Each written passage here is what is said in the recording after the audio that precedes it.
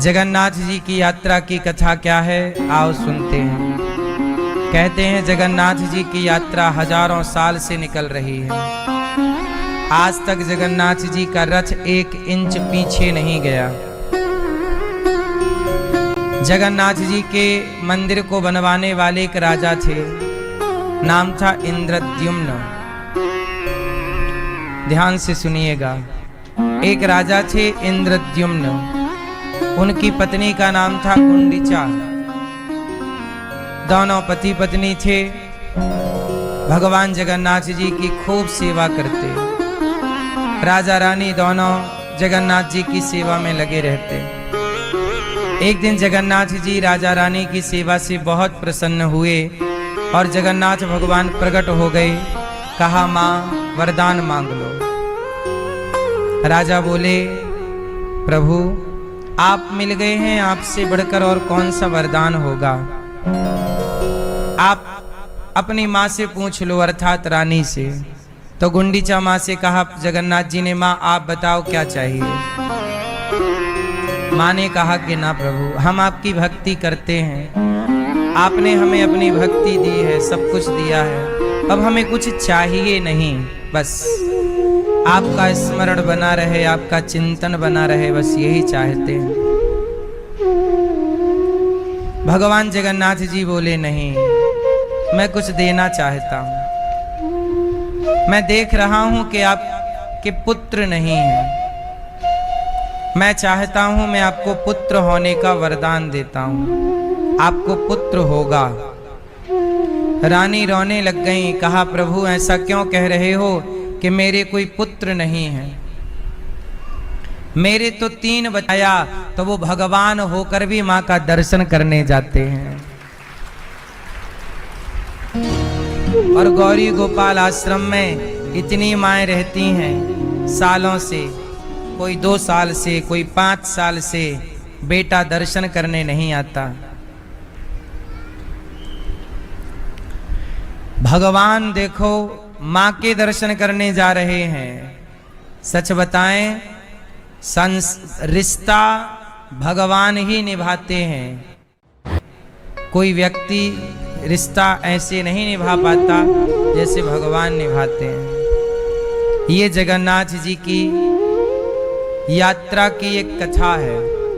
रथ पर जब चढ़ते हैं भगवान जगन्नाथ जी, तो रथ कभी आज तक सैकड़ों साल, हजारों साल से यात्रा चल रही है। जगन्नाथ जी का रथ आगे ही बढ़ता रहा।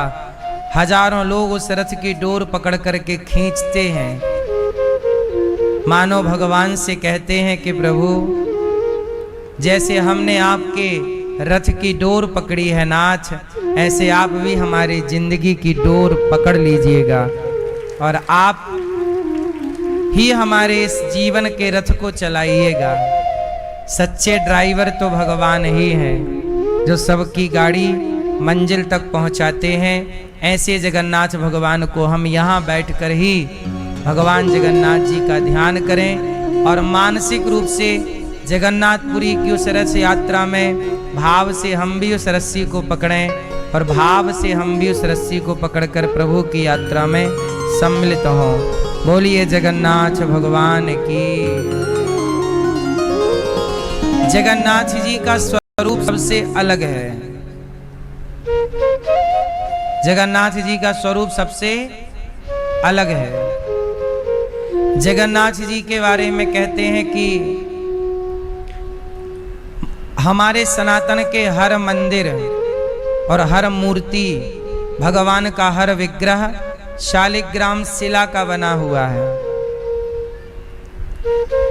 मंदिरों में जो भगवान जी विराजे हैं, आपने देखा होगा सारे विग्रह शालिग्राम शिला के होते हैं। अधिकांश पत्थर के ही मूर्ति बनाई जाती है, ये आप सब जानते हैं। पर जगन्नाथ जी पत्थर के नहीं हैं। पता है जगन्नाथ जी किसके तैयार होते हैं? जगन्नाथ जी नीम की लकड़ी से बनते हैं। किससे बनते हैं? अच्छा, जगन्नाथ जी पत्थर के नहीं हैं। अब कोई कहे कि वो लकड़ी के हैं, तो देखो विग्रह तो बनाया जाता है, पर भगवान का जब विग्रह तैयार हो जाता है तो वो अर्चावतार हो जाते हैं। वो कोई लकड़ी या पत्थर नहीं रह जाते, वो साक्षात भगवान हो जाते हैं। आपको जगन्नाथ जी की ये बात भी पता होनी चाहिए कि जब 2 आषाढ़ आते हैं तब जगन्नाथ जी का हृदय परिवर्तन होता है।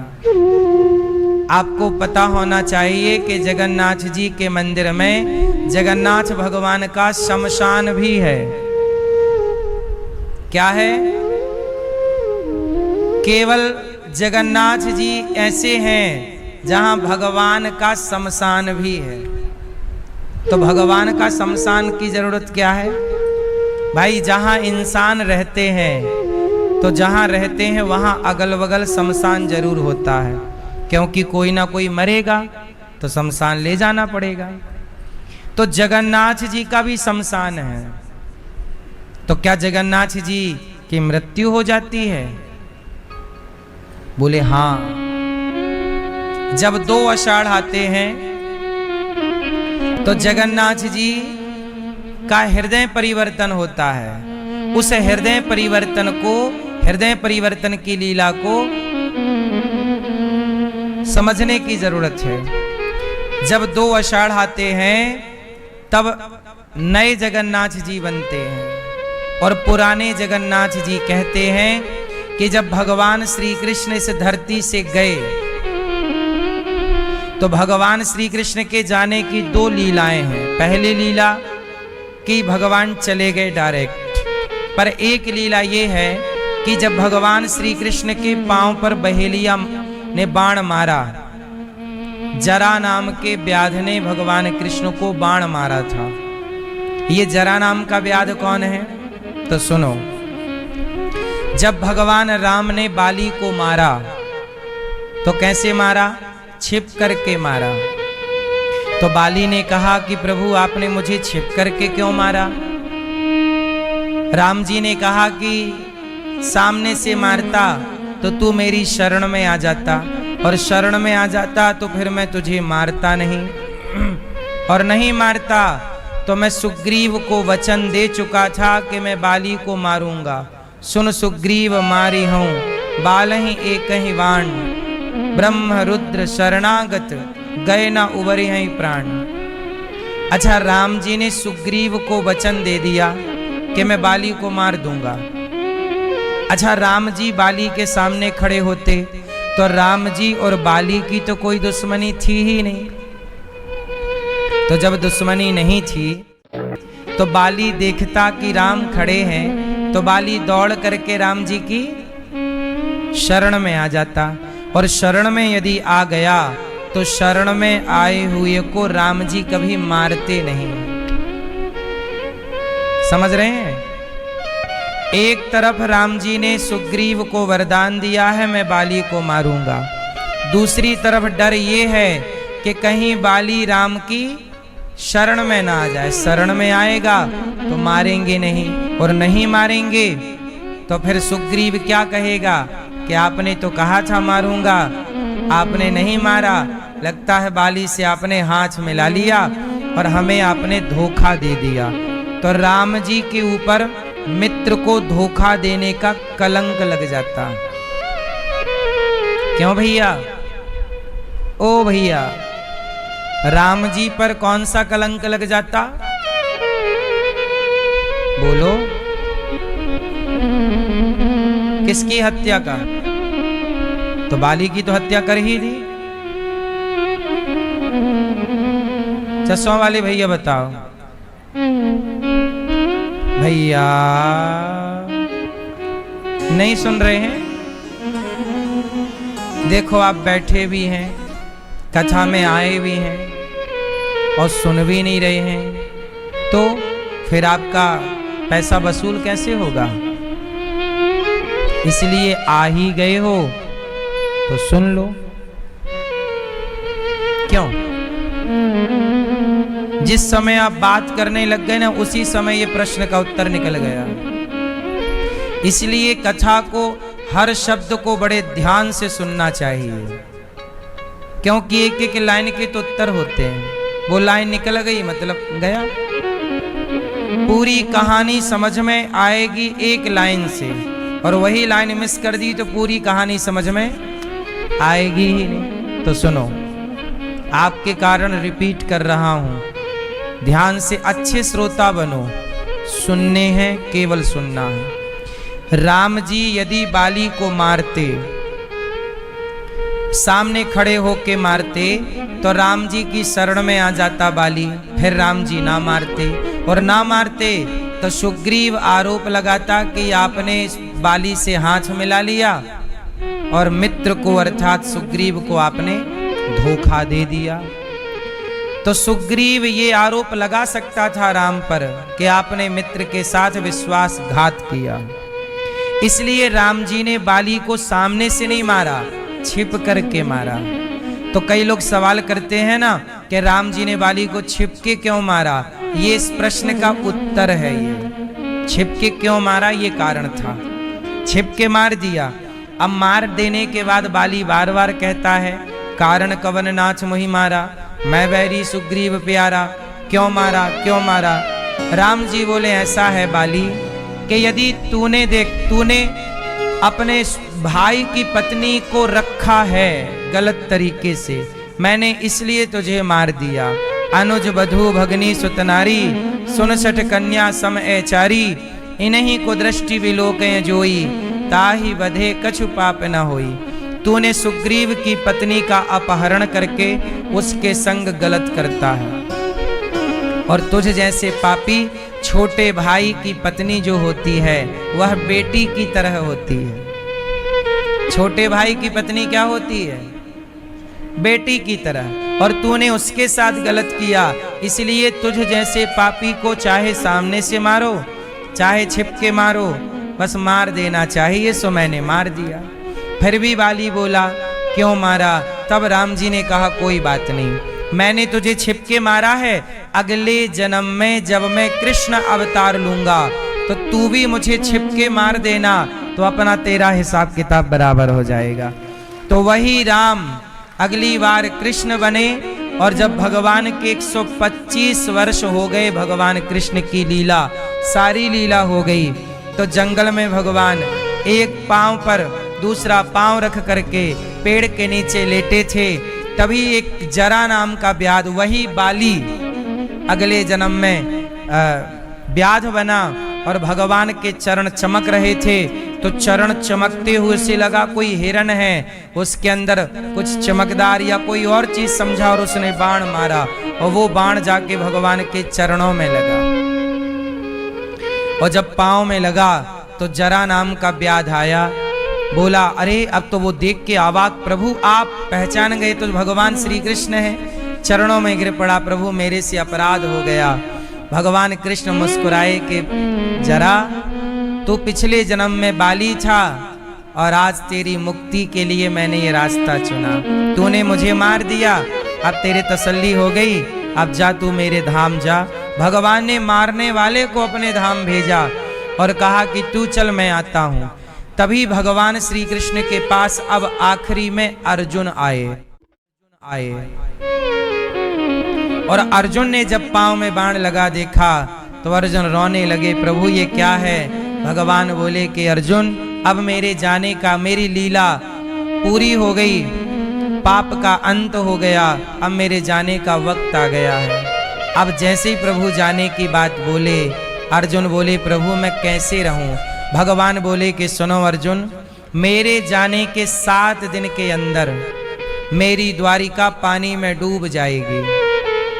तो आप ऐसा करो कि मेरा अंतिम क्रिया कार्य करके और मेरी पत्नियों को लेकर तुम हस्तिनापुर की ओर चले जाना। 7 दिन बाद ये द्वारिका पानी में डूब जाएगी। तो अर्जुन ने कहा, प्रभु अपनी द्वारिका पानी में क्यों डुबाएंगे। तब भगवान ने कहा कि मेरी द्वारिका दिव्य है, यदि मेरी द्वारिका खाली लोगों को मिल गई तो वो उसका दुरुपयोग करेंगे, वहां बैठकर जुआ खेलेंगे, ताश खेलेंगे। इसलिए उसे समुद्र के गर्भ में छिपाना है। अर्जुन ने भगवान ने लीला पूरी की, भगवान एक रूप से अपने धाम गए और लीला के लिए अब देखो कली काल में भगवान ने अर्जुन ने कहा कि प्रभु आप चले जाओगे तो ये भक्त फिर के अनाथ हो जाएंगे। तब कहा कि नहीं अर्जुन, मैं अपने भक्तों को अनाथ नहीं होने दूंगा। तुम ऐसा करो, एक चिता बनाओ, मेरे शरीर को रखो चिता पर। मेरा शरीर तो बाकी जल जाएगा पर मेरा हृदय जलेगा नहीं। तो ऐसा करना कि मैं अपने भक्तों को अनाथ नहीं होने दूंगा। अब मेरा कृष्ण का ये शरीर छूट रहा है पर मैं अपने भक्तों को अनाथ ना होने पावे, इसलिए मैं जगन्नाथ बनकर के प्रकट हो रहा हूँ। और वही भगवान कृष्ण, उनका पूरा शरीर जब जला तो उनका जो हृदय था, दिल, वो नहीं जला। तब अर्जुन को भगवान ने कहा कि आप इसे समुद्र में स्थापित करिए। समुद्र पहुंचाएगा जगन्नाथपुरी। उस समय तक इंद्रद्युम्न नाम के राजा ने जगन्नाथ जी का मंदिर बनवा दिया था और ये निर्णय हो रहा था कि मूर्ति कौन सी बिठाई जाए, क्योंकि जगन्नाथ भगवान के मंदिर के पहले जगन्नाथ जी का ये स्वरूप धरती में कहीं था ही नहीं। धरती पर ये स्वरूप कहीं था ही नहीं। तब वहां इंद्रद्युम्न राजा के पास भगवान श्री कृष्ण की आज्ञा से विश्वकर्मा जी गए और विश्वकर्मा जी ने कहा कि मैं इस मंदिर के गर्भगृह में बैठ करके मूर्ति बनाऊंगा, पर शर्त ये है कि कोई भी द्वार खोले ना। तो विश्वकर्मा जी ने मूर्ति बनाई। कहा यह जाता है कि विश्वकर्मा के रूप में वहां भगवान कृष्ण ही अपने को बनाने के लिए गए और भगवान श्री कृष्ण ने अपने को उस गर्भगृह में बनाए। तो पहले तो खटपट खटपट की आवाज आई, बाद में लगभग कुछ हफ्तों के बाद वो आवाज आनी बंद हो गई। तो जो गुंडीचा माँ है,